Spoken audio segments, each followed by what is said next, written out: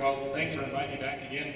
I'm surprised you guys keep inviting me back. When Sarah called me to come talk this year, I told her, I said, well, I don't know what else I can really talk about. I've kind of given my presentation. I didn't want to just keep coming and giving you the same talk over and over again.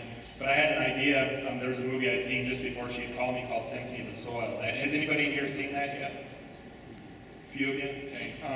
I think it's a real valuable resource. It's something I was pretty excited about being able to share with you guys. And I'm going to warn you right now, there's a lot of content in here. It's probably more than you'll be able to absorb in one viewing. But if you really enjoy the film, I wanted to let you know that you will have another opportunity that you can watch this. These guys over here are also showing it at the Montrose Pavilion Event Center on March 10th. So I really encourage you to watch it. And if you really enjoyed it today, go and view it again. Because every time I watch it, there's something else I pick up on, and I continue to learn from this movie every time I watch it. But what I want to do, I'm going to just give you a couple of things to really pay attention to when you're watching this movie, and then I'm going to offer some commentary afterwards too, and just really show you how the concepts that are being shown in this movie, how they can be applied to what we're doing in agriculture. So if you remember my presentation last year, we really talked about the complete system and how everything fits together, and when you start removing life from the system, how it damages all these other components that are all interrelated with each other. So the system that we brought into Rocky Farms now focuses instead of on destroying life, it's all about bringing life back into the soil. So this is all review from last year, so it shouldn't be anything new for you, but I did come up with some new terminology that I wanted to share with you guys. Because talking to Jay Fuhrer last year, we were talking about these two systems and really trying to define them. Because, I kept talking about conventional agriculture, but we never really knew what to call ourselves, because we aren't certified organic, that's not what we're really about. So the term we came up with was biotic farming. And what I really mean by that, it looks at all living components and how they relate to each other.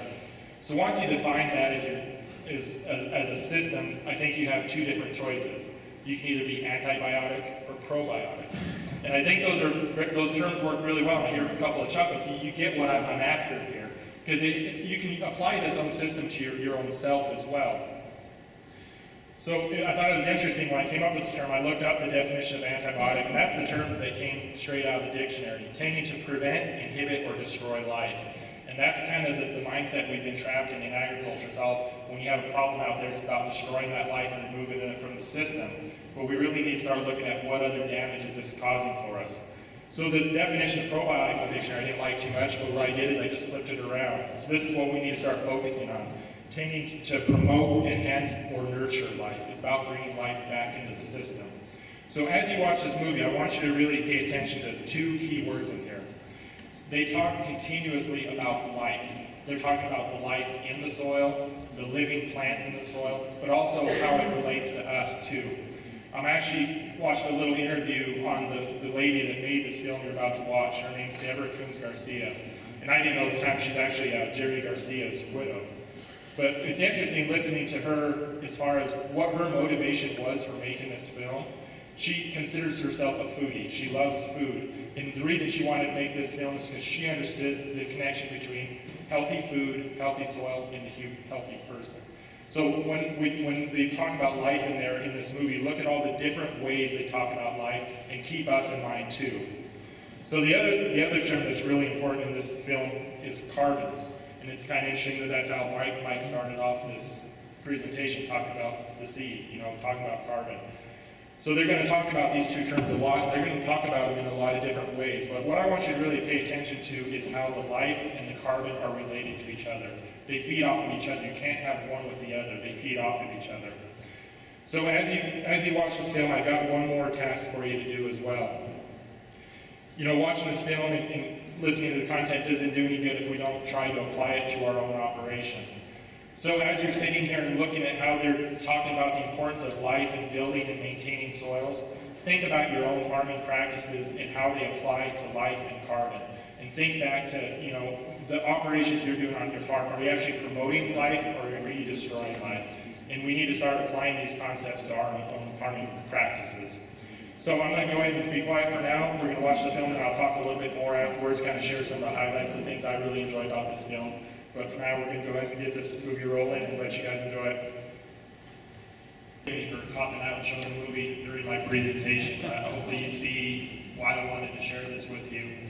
About 20 minutes in, I had a thought. What we should have done, I talked about listening to how many times life and carbon were mentioned in this movie. We should have kept a tally, just like they're doing with Peyton Manning and St. Omaha.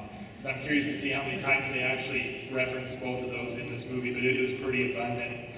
So I just want to mention a couple of things that really stood out to me about what this movie was talking about. One of the first things they talk about is the only way to get carbon into the soil is with that living plant. There's no other way to get that carbon in the soil.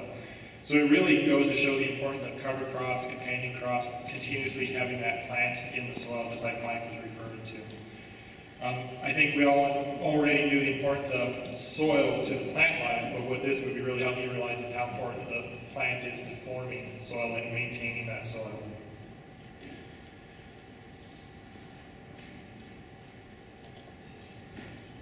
And also, I think it's really important to understand what role the biology plays, that the microbes play in cycling the nutrients in the soil. At some point, I think we became really lost in agriculture, and we became chemists. We understood the importance of these nutrients to the plant. We thought we would just give it right to the plant. But what we really need to do is go back to letting the life in the soil take care of the nutrient demands for us. And I thought they did a really good job of just showing how that life in the soil helps really drive the functioning of the soil as a whole. And also, phosphorus is becoming a bigger issue all the time too, as far as the phosphorus that we have that's available to put out into the soil. And me and Dale had a conversation about this morning. We've got a lot of phosphorus out in these soils already. I think we need to really emphasize taking advantage of what's already out there. The phosphorus is available out there as a rock, but without that life in the soil, without that mycorrhiza, we don't have access to it out there. We've really noticed a big impact on our farm. Part of the reason I use buckwheat in my cover crop is buckwheat has an acidic root. It does a really good job of making available phosphorus that's already out there, going into that rock and breaking that down and making it available to the plants that are coming after that. And it's really, mycorrhiza plays a really important role too. 90% of the plants in agriculture do have a really strong relationship with mycorrhiza. But if we're out there farming in a way that doesn't encourage this relationship, we're not utilizing that tool to its full effectiveness. And the same goes with nitrogen too. On our farm, we've brought in legumes pretty heavily into our operation, and a lot of the reason why is because we have all this nitrogen all around us, this free form of nitrogen. And we're wasting it if we're not growing legumes out there and capturing that and putting that in soil. So what we have now on our farm is we have legumes on every acre of our farm every single year. And when you look at the long-term effects of this is greatly impacting our nutrient cycling, and that's what's allowed us to get completely off of synthetic fertilizers. We have some of these tools that are available out there that if we start focusing on the life of the soil, we can start functioning and making this a more efficient use. So once again, we were talking about the rhizobium in the nodules. Once again, here was another reference to life and how critical this is to agriculture as a whole. Talk about this a little bit about, life creating the soil, that living plant, the microbes, and the relationship between that. And like I said, there's kind of a two-way street there. Life creates soil, but you need that soil to maintain that life.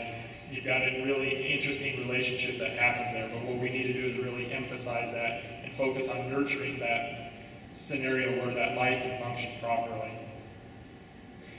And also, we have to look at our practices, like the one Montgomery was mentioning.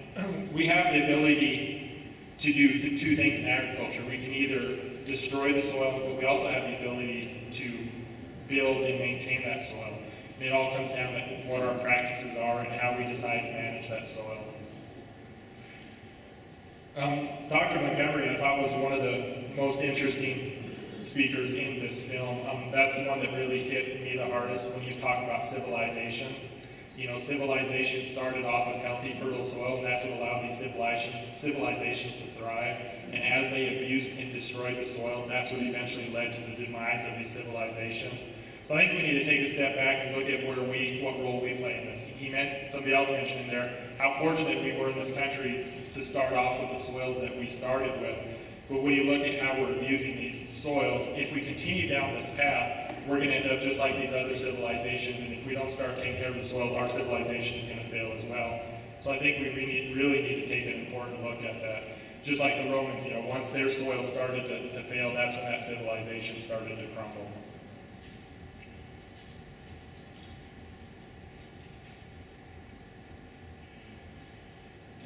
This kind of references back to that watercolor deal they were doing about the plant and just how carbon cycles. The plant takes the carbon dioxide out of the atmosphere and puts it down into the soil and feeds the biology in the soil.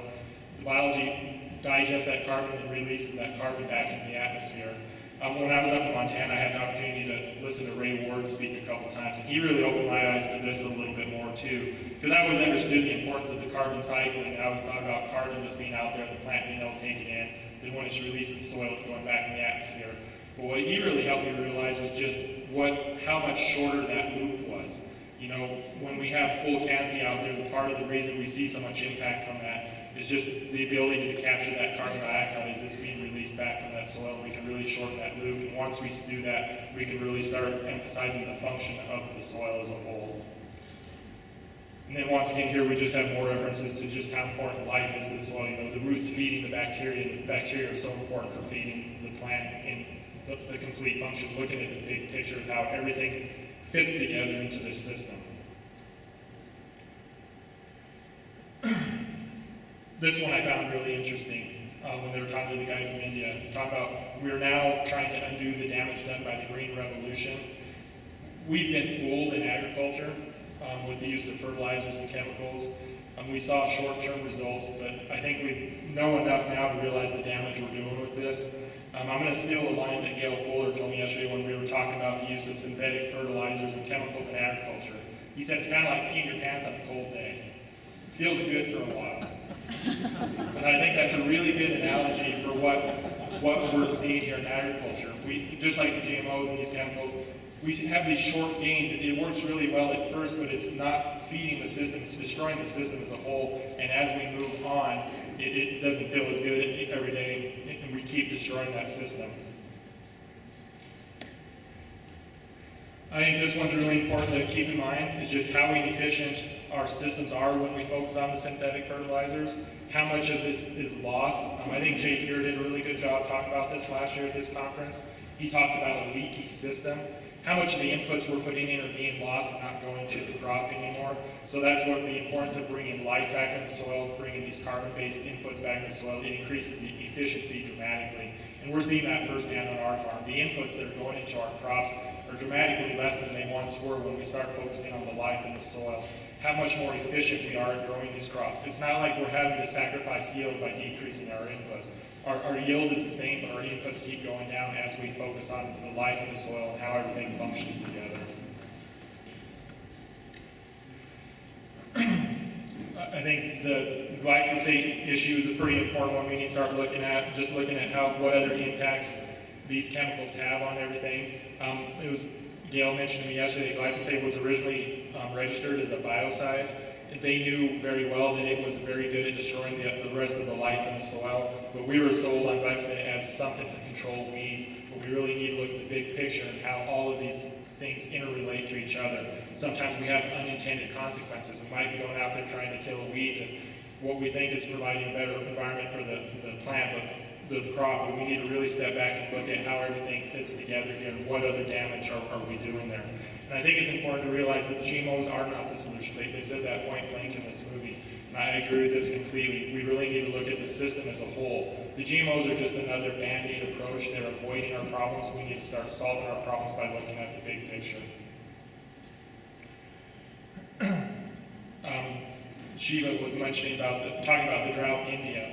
I thought it was really interesting how she was talking about the rainfall actually didn't decrease there, but everybody talked about how the crops were being damaged due to this drought. So in that case, the drought was preceded.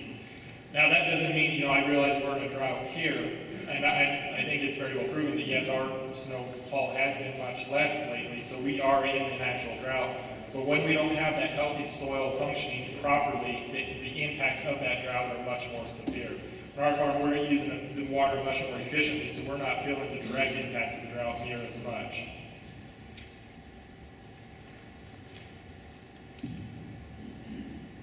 Gail Fuller's going to be able to talk about this one a lot more than I, as far as the impact of the livestock on the land. I think that's a really important component. We've been working to try and get some grazing done on our farm. I think there is a lot of importance to getting the animals incorporated. It's just another living component here. One thing that I thought the movie kind of lacked on a little bit was diversity. You know, they talked about life very well. There was the guy with the companion crops in his potatoes, which I found pretty interesting. But it really didn't talk about the diversity of life quite as much. I would have liked to see him emphasize that just a little bit more. But I know Gail and Keith will both talk about that quite a bit. But the one line, my favorite line out of the movie was poop loop. I thought that was kind of a new, fun little term. I like that into my dictionary there. The other thing that I thought was really interesting, I made a few notes here. Just watching the movie, like I said, every time I watch this movie, something else kind of stands out to me. But every time we had somebody out there in their garden or in their crop, you know, not once did they really focus on the crop, did they? I thought it was really interesting when that first guy pulled up his carrots. He said, well, look at the carrots, enough about that, and he threw them aside. It was right to the soil. Who cares about the crop? We need to start focusing on the soil, because once we have a healthy, functioning soil, the crop's going to take care of itself. But we need to change where our focus is.